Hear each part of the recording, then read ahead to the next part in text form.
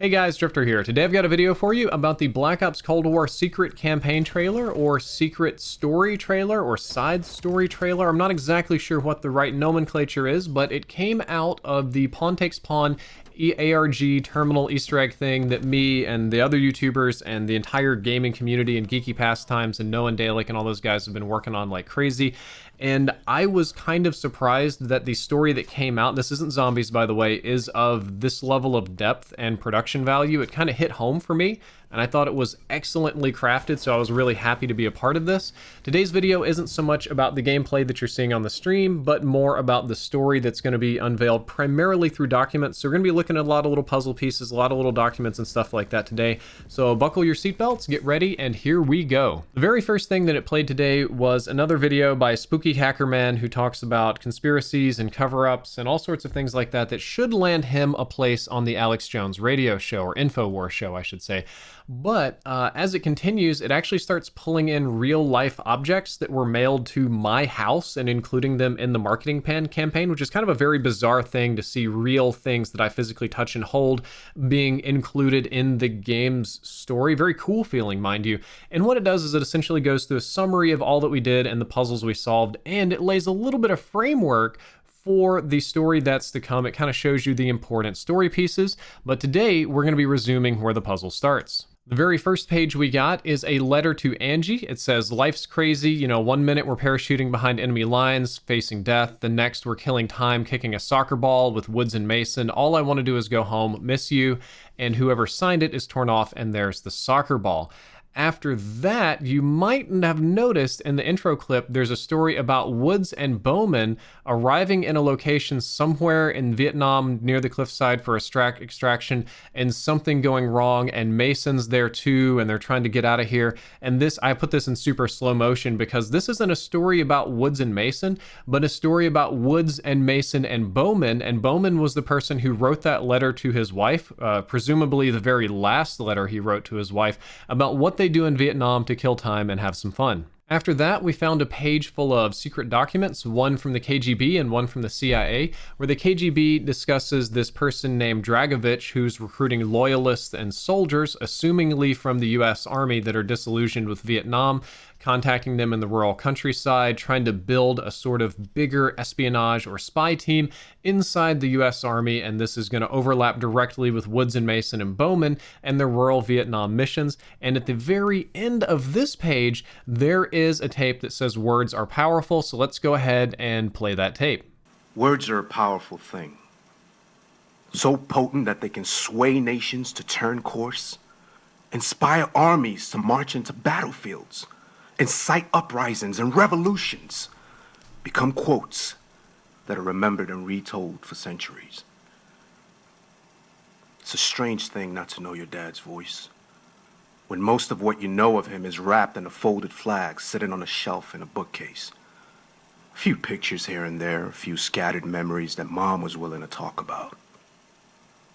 Because of men like Dragovich and Perseus, I would never get to hear my dad's voice, ever. Dragovich was taken out long ago, but Perseus has to pay. I've got what I need to find him now, and I'm gonna be the last person he ever sees. We kept on solving the puzzle, and we ended up at this page called Full Bore, where you can see the old Activision game River Raid, a bunch of screenshots from it and maps from it. And what we would eventually do is use that to punch in terminal commands to get codes and screenshots and puzzles back of various things that we would have to solve. And this actually starts explaining why we're doing this with the puzzles and why we're doing this with old Activision games, which would have been in existence in the 80s. I'm going to assume that the main character of this story who's leaving these puzzles, and I'll tell you why later, is Bowman. And Bowman is playing these games and leaving puzzles related to the games that he plays so that he can send information to other people in his family or in his spy ring or whatever he's doing. And in order to do it secretly and keep them hidden, he has to put them in something very innocuous, something very easy to overlook, such as a video game. All those codes come together. We had to combine a dozen images and solve a bunch of stuff with these semaphore maritime flag signals. We ended up drawing pictures on top of the game, but did eventually manage to get a code which takes us to a page which plays what is, I assume to be, a sort of trailer, a sidequel. It's something that really sheds some light on who this Bowman guy is in the campaign, how he relates to our secret hacker, and I think we're actually looking at one of the campaign characters there in the chair, which is kind of crazy. But the video is a little bit dark, it's a little bit depressing, but I'm gonna go ahead and play it, and then we're gonna talk about it.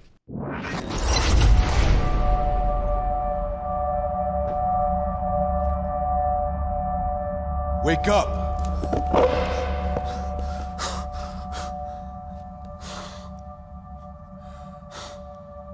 Are you ready to talk now? Who are you? I don't know anything. I swear I didn't tell them anything. It wasn't me. I know it was you. You killed my father. You took him away from our family. You deserve to die. Your father? I killed a lot of people. Fathers, brothers, sisters. Too many to count. There's no one that regrets that more. Trust me. Do you even know his name?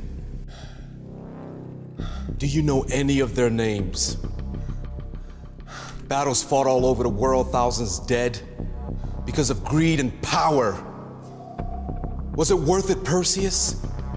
Perseus? I don't know who sent you here, but your intel's wrong. I'm not Perseus! Stop lying! I know it was you! You gave the order! Dragovich was working for you! If not because of you, my dad won't be sent to Vietnam! If not because of you, I would have known my father! No. Shut up! Shut up! Look at me! I want you to see his eyes when you die. I was told I have his eyes. They're gonna be the last thing you see before I kill you. Save the drama! Do you know how many times I've had my life threatened?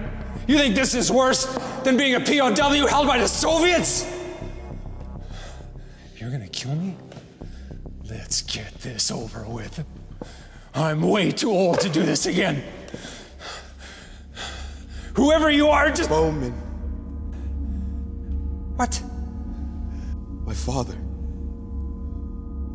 His name was Bowman. And your men slaughtered him in Laos. Oh, it can't be. You're William.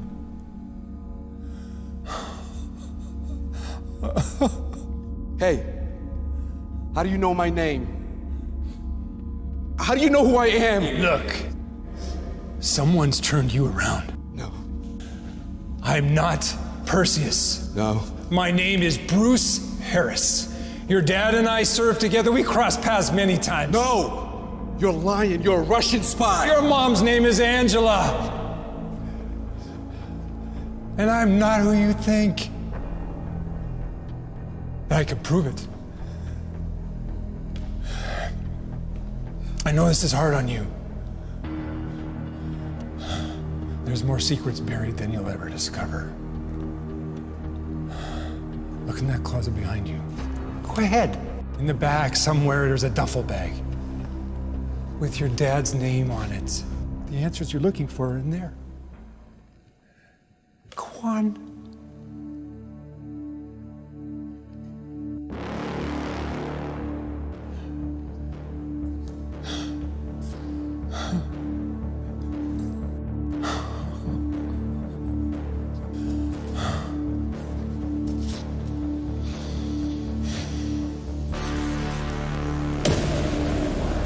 That's yours now, Will.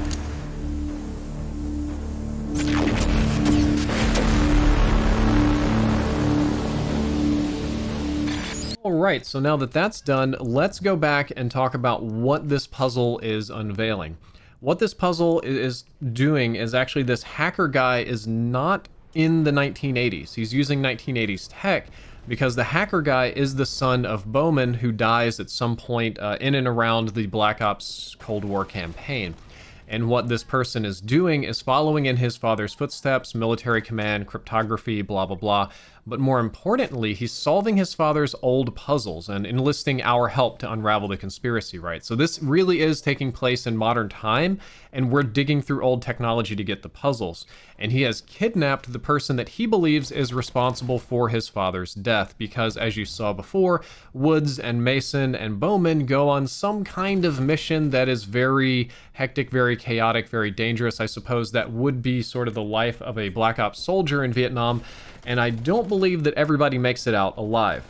Bowman's son believes that his father may have been set up or put in harm's way or perhaps even murdered on purpose because his father was suspected of being one of Blagovich's loyalists, one of the people that Perseus was trying to recruit and perhaps was unable to recruit and had to be killed so that they couldn't be revealed. And he believes the person in the chair is Perseus, which I guess sheds some light on the campaign. But it's got to have some sort of ambiguous ending on whether Perseus is alive or dead or real or whatever.